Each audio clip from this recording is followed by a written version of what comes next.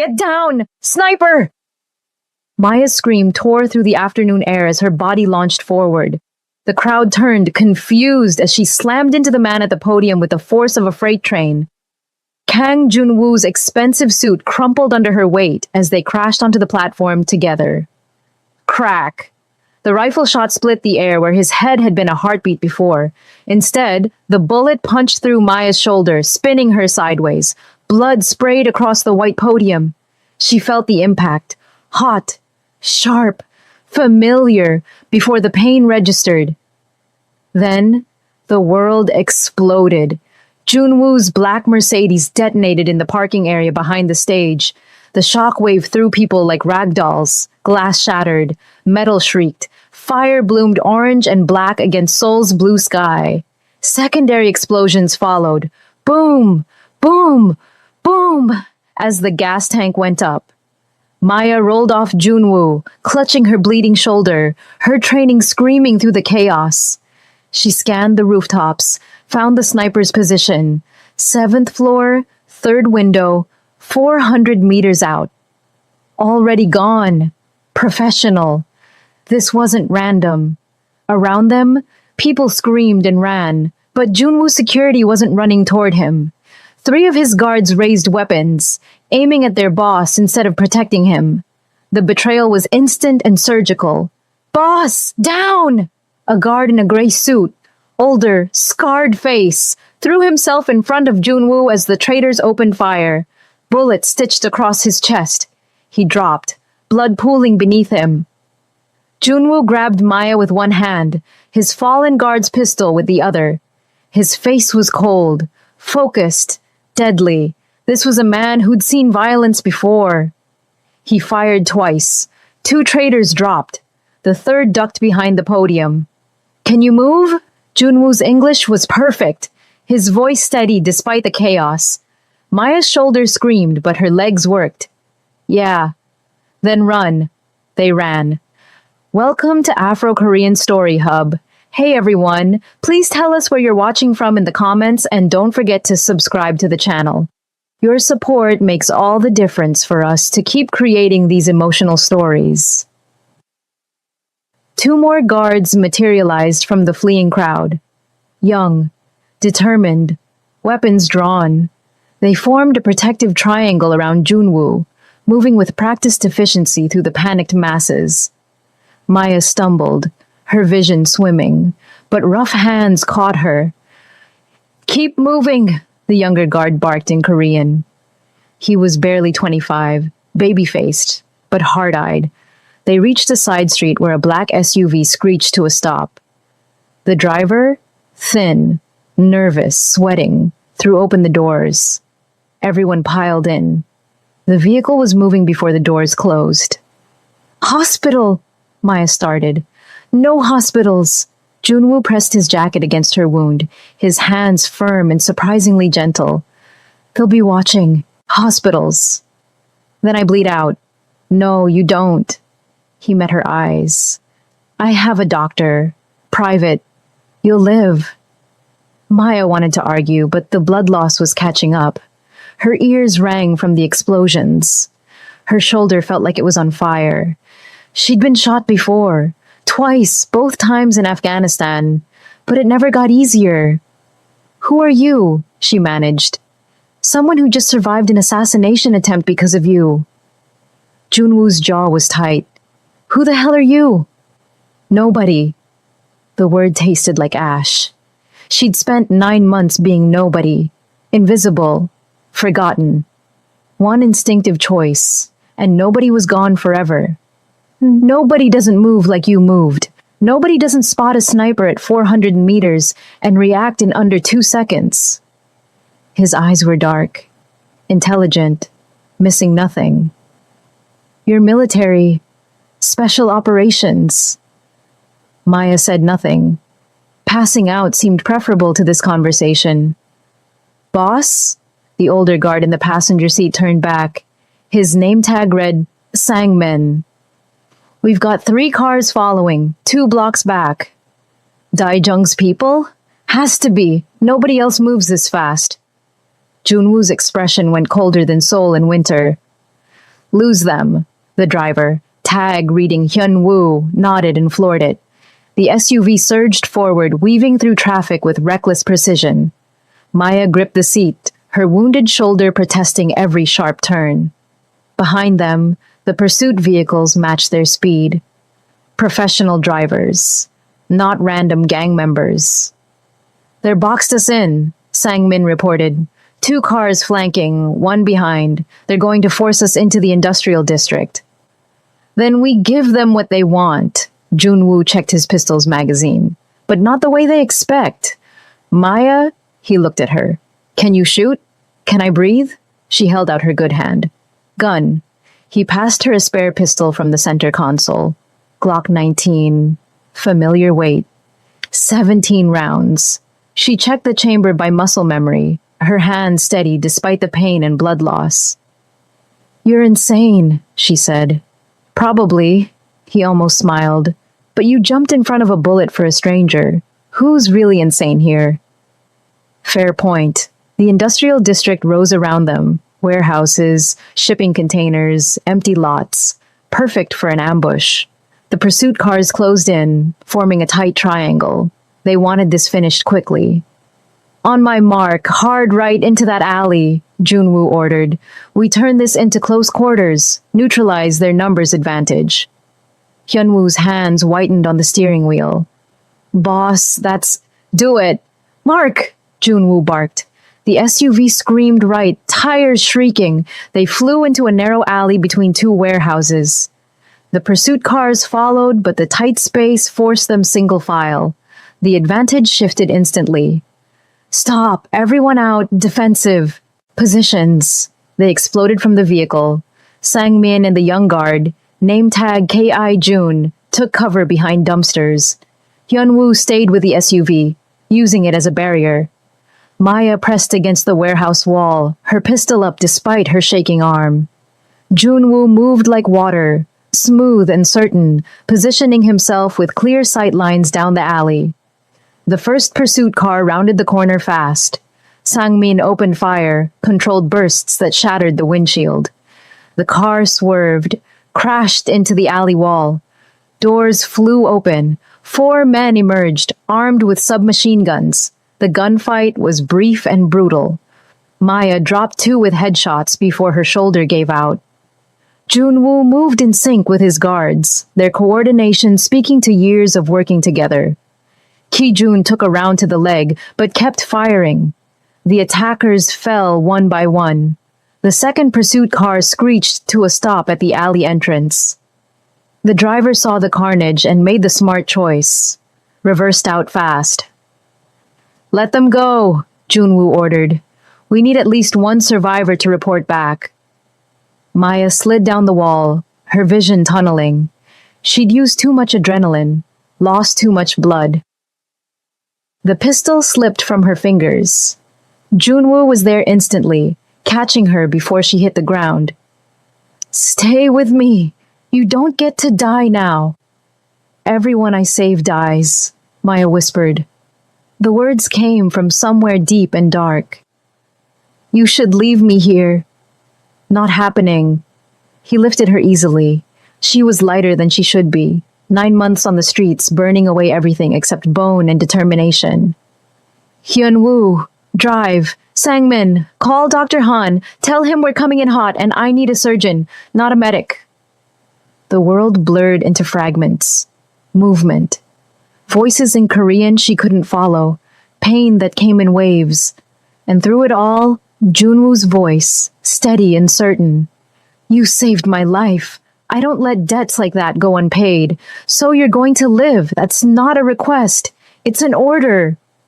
Maya wanted to tell him orders didn't work on her anymore, that she'd stopped following orders the night her entire team died while command listened and did nothing.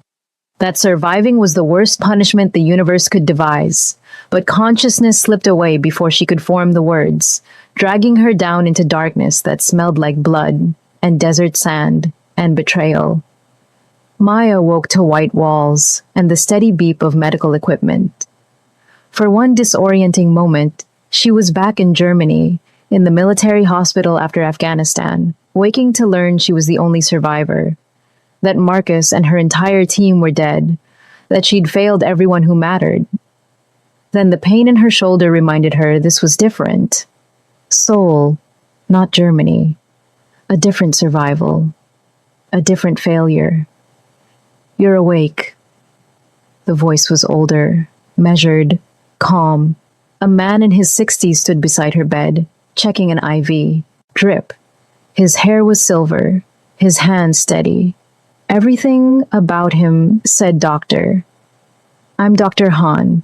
You've been unconscious for 6 hours. The bullet passed through your shoulder cleanly, missed the bone and major vessels.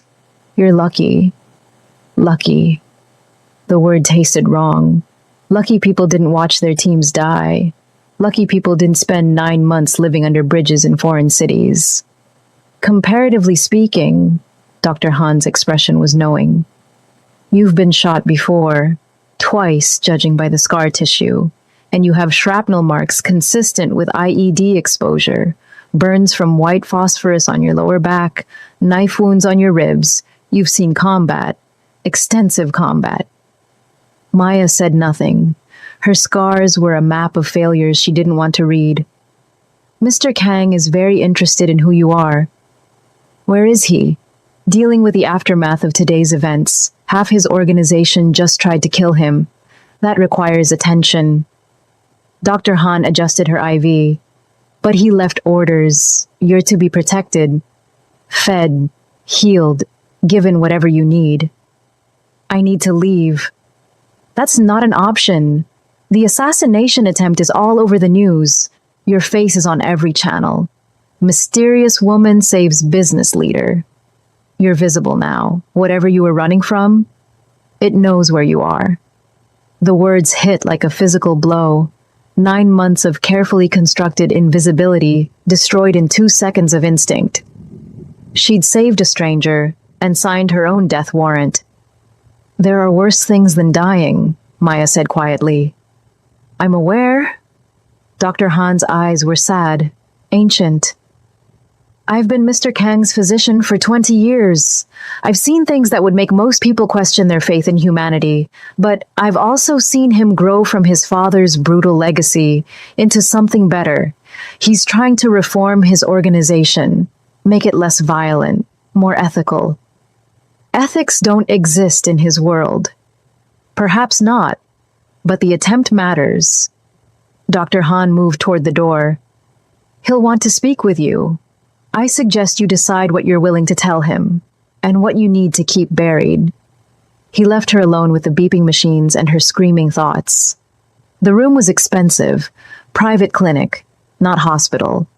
Floor-to-ceiling windows showed Seoul's skyline glittering in the darkness. 40 stories up, maybe more. Secure location. Penthouse medical facility for people who couldn't risk public hospitals. Maya tried to sit up. Pain lanced through her shoulder, but she forced herself upright. Her clothes were gone, replaced by a hospital gown. Her backpack, everything she owned, sat on a chair in the corner. They'd kept her belongings. That was something. She'd just gotten her feet on the floor when the door opened. Kang Junwoo entered, and Maya saw him clearly for the first time. Mid-40s, tall for a Korean man, sharp features that could have been carved from stone, expensive suit, immaculate despite the day's chaos. But his eyes, dark, intelligent, exhausted, those told the real story. This was a man balancing on a knife's edge between control and collapse. You should rest, he said in English. You should tell me why half your people tried to kill you. A ghost of a smile. Direct. I appreciate that. He moved to the window, hands in his pockets, silhouetted against Seoul's lights. My second in command, Cho Dae-jung, decided my attempts to reform our organization made me weak. He spent months building a coalition against me. Today was his play for power. Did it work? Partially. He controls about 60% of our territory now. My remaining commanders are loyal but outnumbered. He turned to face her. That sniper was his, the car bomb was his, and 3 of my personal security were his plants. They've been with me for years. I never suspected. Trust is a luxury you can't afford. Clearly, his eyes fixed on her with uncomfortable intensity. But you had nothing to gain from saving me. You put yourself between me and a bullet when you didn't know who I was or what I am. Why? Maya's hands clenched in the hospital gown. How could she explain instinct born from failure? That she'd seen the laser sight on his chest and remembered Marcus, remembered her team, remembered every person she'd failed to save? That for one brief moment, she thought maybe this time she could be fast enough? I saw the shot. I reacted, that's all. That's not all. Sangmin ran your fingerprints through every database we have access to. Police, military, international criminal organizations, intelligence agencies. Nothing. You don't exist. Maybe I like it that way. Nobody disappears that thoroughly by accident. Junwoo moved closer. You've been professionally erased. Either you did it yourself with a serious technical skill, or someone powerful did it for you. Which is it? Maya met his eyes and saw her options narrowing. She could lie, but he'd know. Could run, but where? Could fight, but she'd lost too much blood, and he had an entire organization. That left one choice. Both, she said finally. I erased myself. But I had to because powerful people already erased me once. Officially, I died 2 years ago in Afghanistan. The woman sitting in this bed doesn't exist according to any government database. Who were you before you died? Lieutenant Maya Chen, U.S. Army Special Operations, Intelligence, and Strategic Planning. The name felt foreign after so long. I ran Black Ops missions in hostile territory, coordinated strikes, extracted assets. For 8 years, I was very good at my job. What happened 2 years ago? The question she'd known was coming, but still wasn't ready for. Maya's hands started shaking. She gripped the bedrail to steady them. My team and I were sent to extract a defecting scientist from a compound outside Kandahar. Simple operation. We'd done dozens like it. But when we got there, her voice cracked. It was a trap. Not from the enemy, from our own command. They wanted the scientist dead, not extracted. Wanted my team dead too because we knew too much about an illegal weapons program. Junwoo's expression didn't change, but something shifted in his eyes. Understanding, maybe. Recognition of betrayal's particular kind of pain. We were ambushed by people wearing U.S. military uniforms, Maya continued, the words coming faster now like poison being purged. 6 of us went in. 5 died in the first 30 seconds. My partner, her throat closed. Marcus covered my escape, took bullets meant for me. His last words were, "Run." So I ran. Across 200 miles of desert with a concussion and 3 broken ribs and shrapnel in my back. I stole, killed, bribed my way to a port and disappeared. And came to Seoul. Came to Seoul to be nobody, to fade away quietly, to maybe die without anyone noticing. She looked at her shaking hands. Instead, I saved you and made myself visible. Now the people who killed my team know I'm alive. They'll come for me, and they'll kill anyone in their way. The silence stretched. Seoul hummed beyond the windows, indifferent, eternal, full of 8 million people who would never know or care about the violence lurking in its shadows. Who specifically is coming? Junwoo asked finally. Director James Reeves, CIA operations officer. He ordered the hit on my team to cover up an illegal arms dealing scheme. I don't have proof. I was too busy surviving to gather evidence. But I know it was him. And he knows I know. Then we get proof. Maya's head snapped up. What? You saved my life. I don't take that lightly. If this Reeves sent people to kill you once, he'll do it again. The only way to stop him permanently is to expose him. Destroy his career, make him untouchable to his own people. Junwoo's voice was calm, certain. I have resources, intelligence networks, money. political connections. Help me deal with the Daijung and I'll help you get your revenge. That's insane. You're fighting for your life against your own organization. You can't. I can't survive this alone, he interrupted. Daijung has numbers and weapons. But you have strategic training. You spotted a sniper I missed. You calculated trajectories and wind speed in under 2 seconds. You fought through blood loss and fear when most people would have frozen. I need someone like you. Someone I can trust. You can't trust me. Everyone I protect dies. Or maybe everyone you protected until now was already doomed by traitors in power. He extended his hand. I'm offering an alliance. Mutual protection. You help me reclaim my organization. I help you destroy the man who destroyed your team. When it's over, you can disappear again properly. New identity, new life, new country if you want. But this time, you'll have closure first.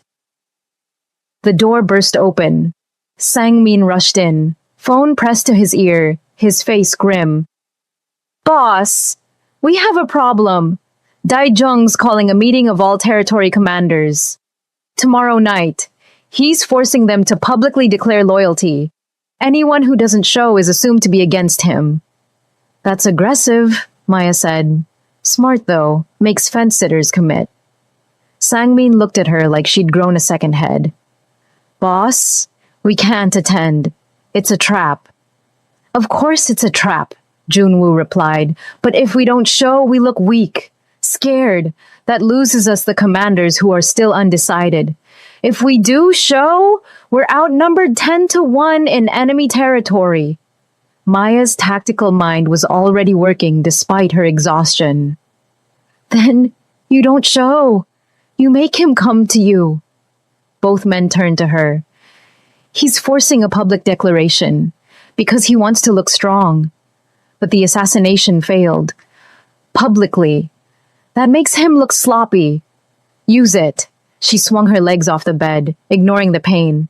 Spread the word that Daijung's coup attempt was reckless, that he endangered civilians, that a leader who can't execute a simple hit is a liability. The old guard won't care about civilians, Sang-min said. No, but they care about competence. And the younger commanders trying to modernize your organization, they'll care about the civilian angle. Maya stood shakily. Divide his support. Make them doubt. Doubt is poison in a coup. Junwoo and Sang-min exchanged looks.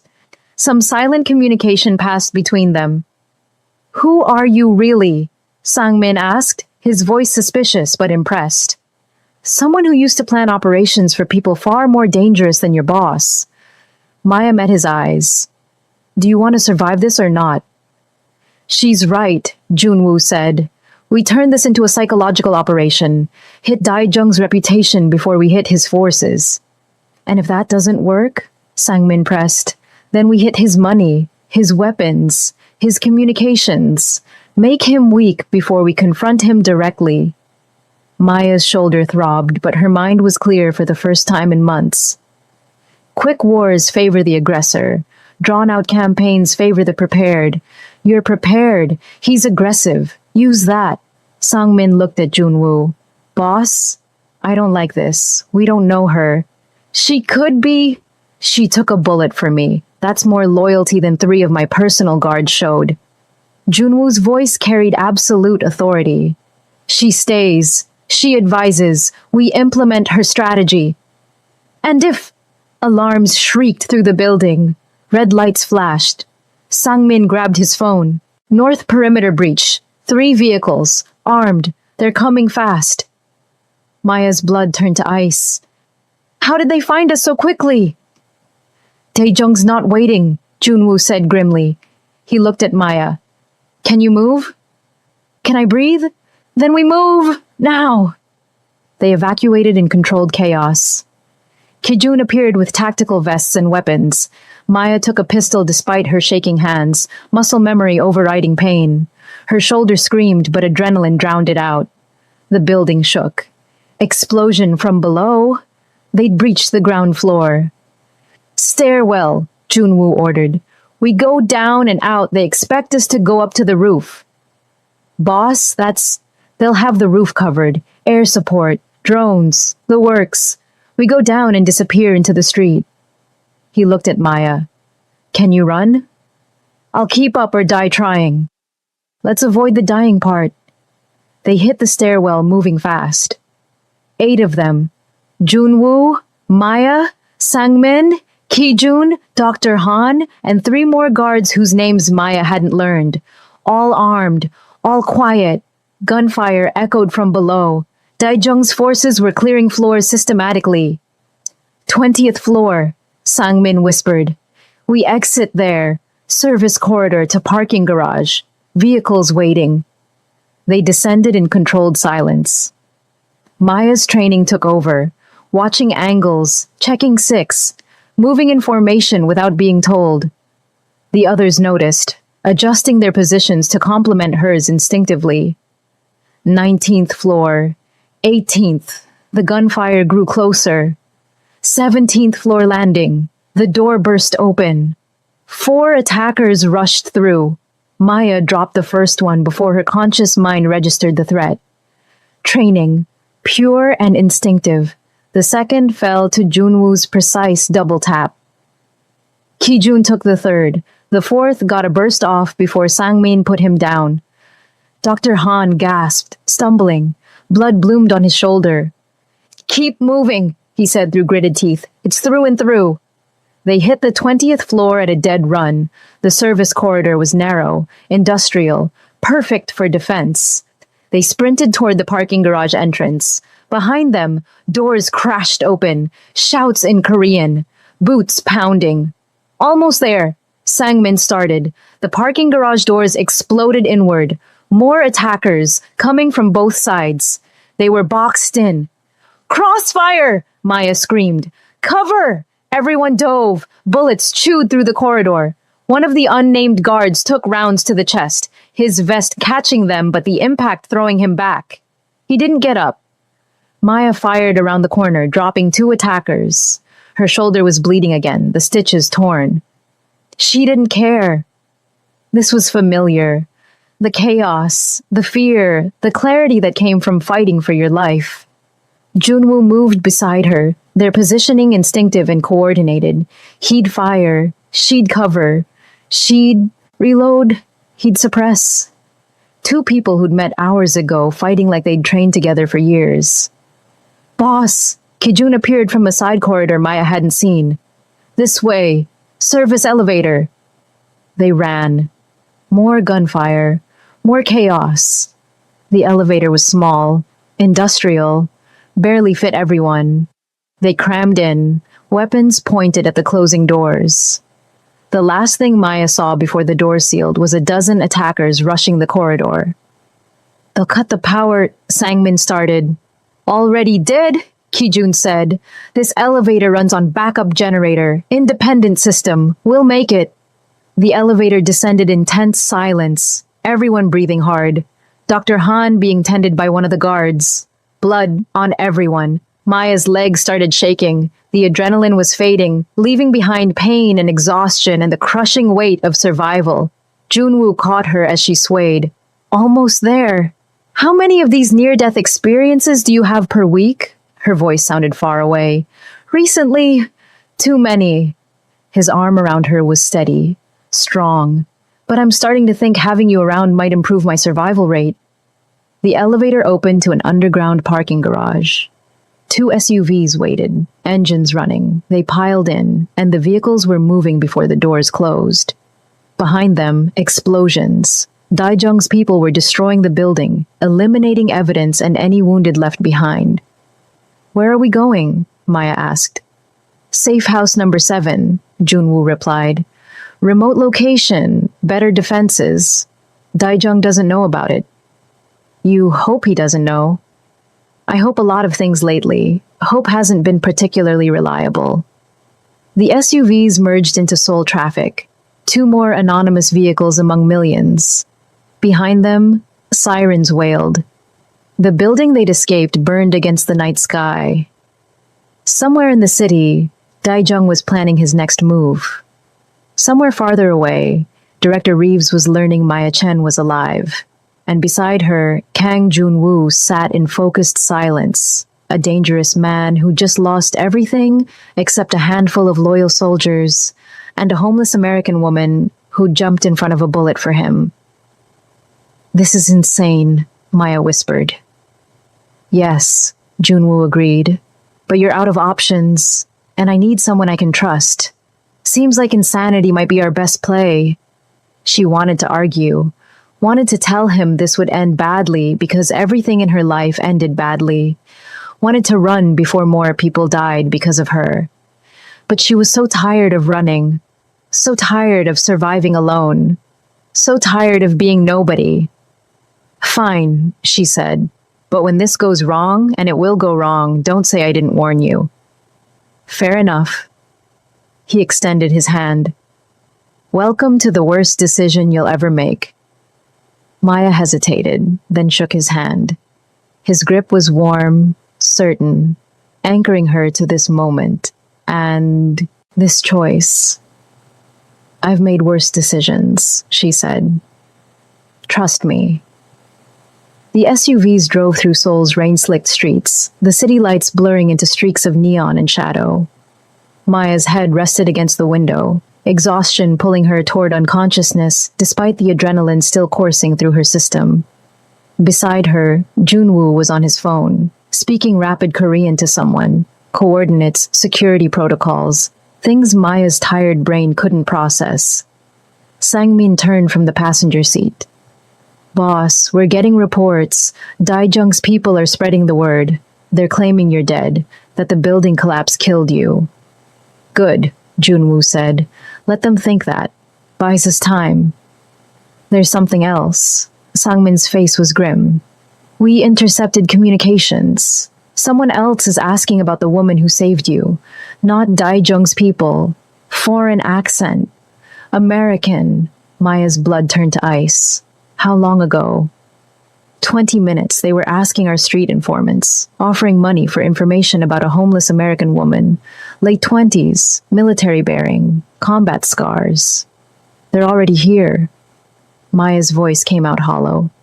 "Reeves didn't waste time." "Who's Reeves?" Sangmin demanded. "The man who killed my team, the man who's been hunting me for 2 years." She looked at Junwoo. "I told you, everyone around me dies. You need to let me go. Now.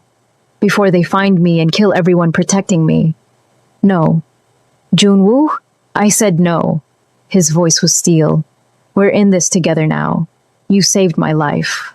I'm not abandoning you to face this alone." "You don't understand what you're up against. These aren't gang members or corrupt officials. These are CIA-trained operators with unlimited resources and zero conscience. They'll burn the city down to get to me. Then we make sure they don't get to you." Junwoo's phone buzzed.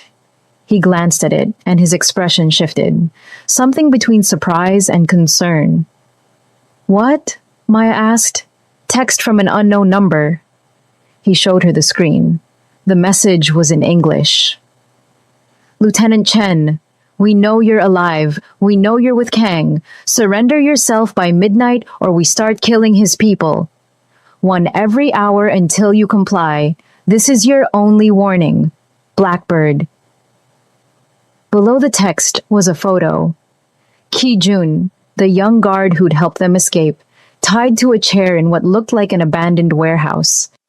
Blood on his face, eyes wide with fear but defiant. Maya's world tilted.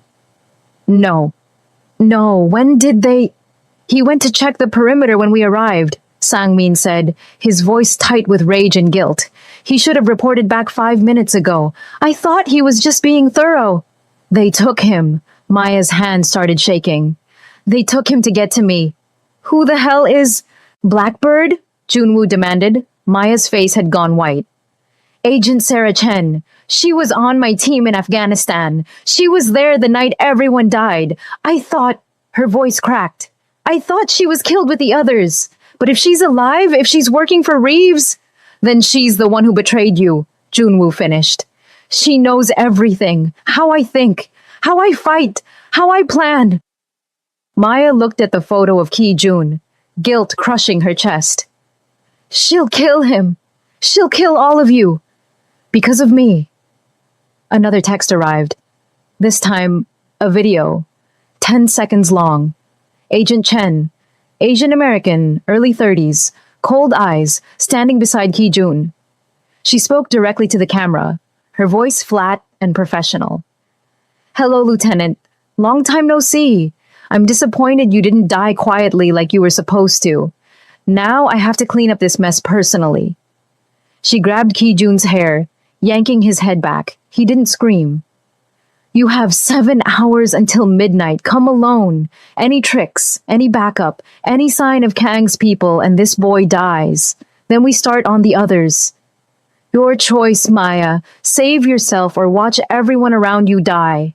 Again, the video ended. Silence filled the SUV. Rain hammered the roof. Seoul's lights blurred past, indifferent to the violence playing out in its shadows. Maya's mind was racing, calculating, planning. Chen had Ki-jun, had the location advantage, had backup and resources and the full weight of CIA Black Ops support. Coming alone was suicide. Not coming was murder. I'm going, Maya said quietly. No, you're not, Junwoo replied. He's your man, your soldier. He got taken because of me. I'm not letting him die. And I'm not letting you walk into an obvious trap. Junwoo's voice was firm.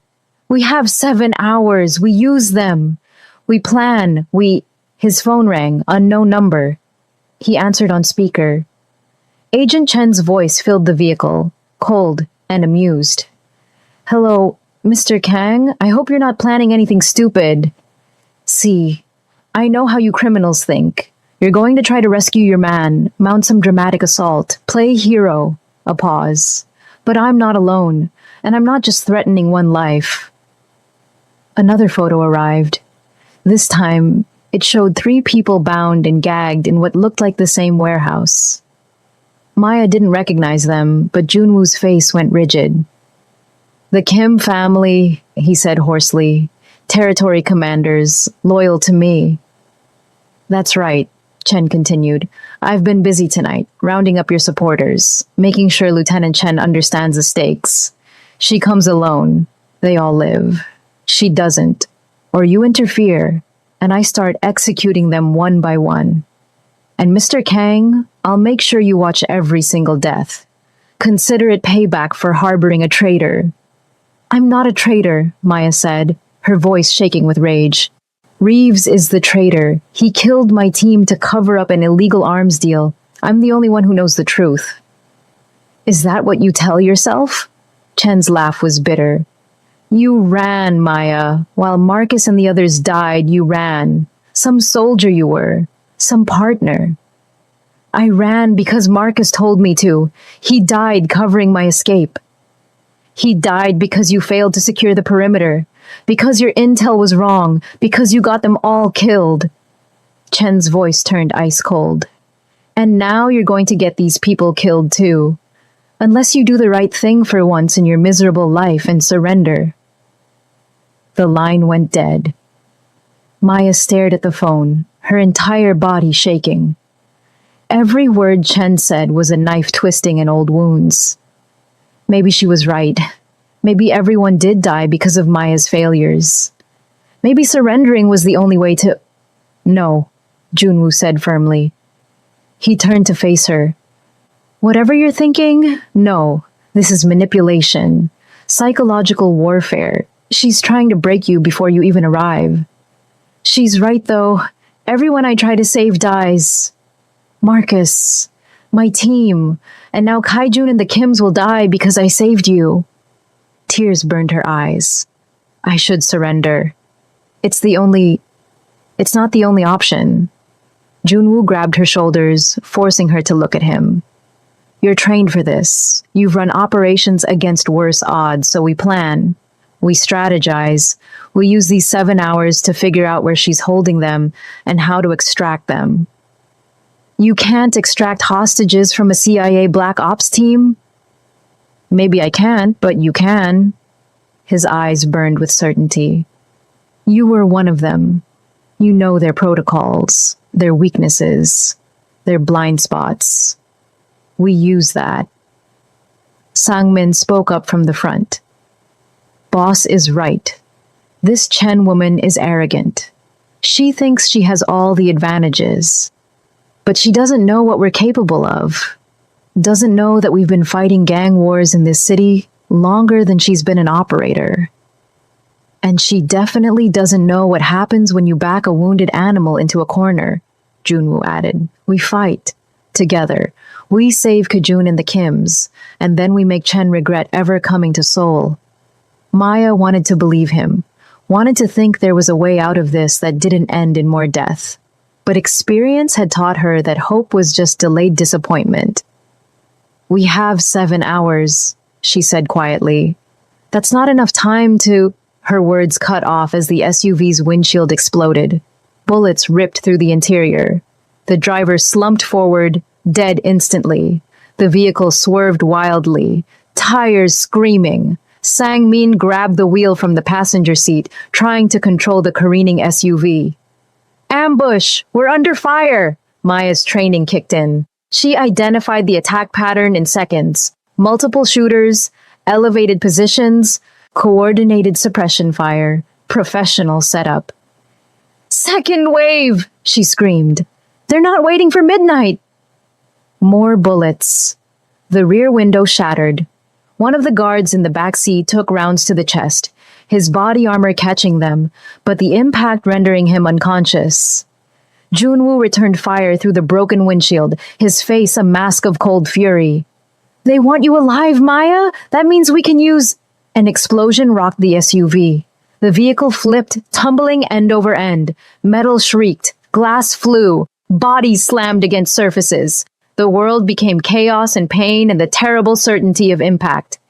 The SUV crashed onto its side, sliding 20 meters before slamming into a concrete barrier. Steam hissed from the engine. Alarms wailed. Blood dripped from surfaces. Maya's vision swam. Her shoulder was screaming.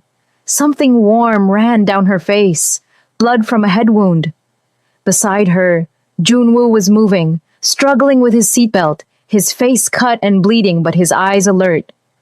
Everyone out, he commanded. Before they... The SUV's doors were ripped open from outside. Hands grabbed Maya, yanking her from the wreckage. She tried to fight, but her body wouldn't respond properly. Concussion. Had to be. She was dragged across wet pavement. Lights and shadows blurred together. Voices shouted in English and Korean. Through the haze, she saw Junwoo being pulled from the wreckage. Sang-min, too. Both fighting but outnumbered. A figure crouched in front of Maya. As her vision cleared, she found herself staring into Agent Sarah Chen's cold eyes. Hello, Lieutenant, Chen said softly. Midnight came early. Maya tried to speak, but her voice wouldn't work. Chen smiled. Not warm, not triumphant, just the satisfied expression of a hunter who'd finally cornered her prey. You know what's funny? I actually wasn't sure you'd be stupid enough to stay with Kang. Thought you might run like you always do. But here you are, playing hero again. She grabbed Maya's chin, forcing eye contact. How'd that work out last time? Behind Chen, Maya could see masked operators securing Junwoo and Sang-min. The other SUV in their convoy was a burning wreck 50 meters away. No survivors visible.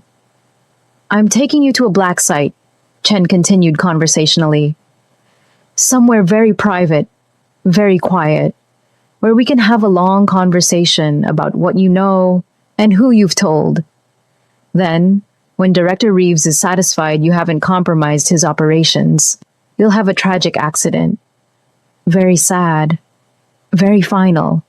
She stood, gesturing to her team. Bag them, all of them. If Kang wants to play protector, he can watch her die. Maya's last conscious thought before the hood went over her head was simple and terrible. I was right. Everyone I try to save dies. And now, Junwoo will too. Darkness swallowed her whole. Somewhere in that darkness, she heard Chen's voice, distant and echoing. Get them to the warehouse. We have 7 hours of interrogation scheduled. Let's make sure the lieutenant suffers for every single person she got killed. Then, nothing. Just the void. And the crushing certainty that this time, there would be no escape. To be continued in episode 2. Welcome to Afro-Korean Story Hub. Thank you so much for watching this journey with us. If this story touched your heart, please hit that like button, subscribe to our channel for more emotional stories, and tell us in the comments, what would you have done in Maya's place? Can they escape Chen's trap? Will Junwoo survive? Your engagement helps us continue creating these stories. Episode 2 drops next week, and trust us, Maya and Junwoo's darkest hour is just beginning. Thank you for being part of our community.